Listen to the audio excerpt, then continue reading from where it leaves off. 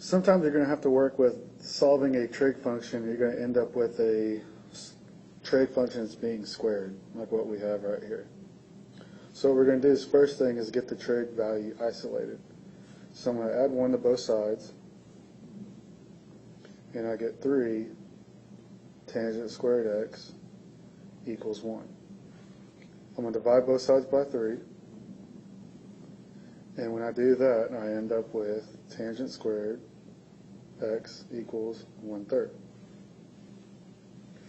When I take the square root of both sides to get tangent by itself, make sure you do plus or minus.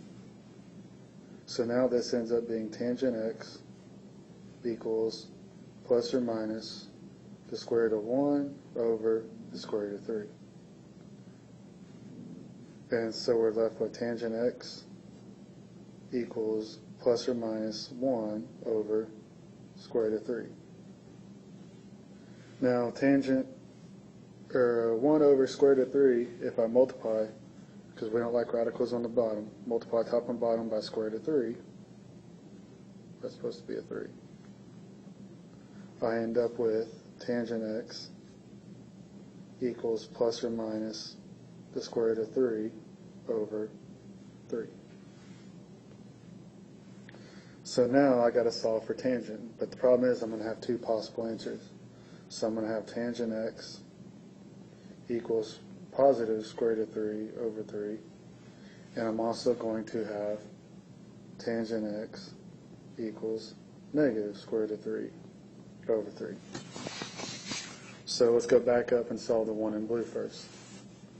When does tangent give you square root of 3? Remember, the period for tangent is only going to hit your values once. So I just got to find one angle, and that means x is pi over 6.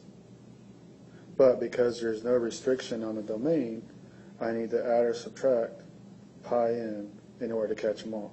What I call the Pokemon theorem, because you got to catch them all. So there's half of my angles. Now I got to solve for when tangent gives you negative square root of 3 over 3. And I'm going to use the negative version, so negative pi over 6. And to add or subtract a period, so plus or minus pi n.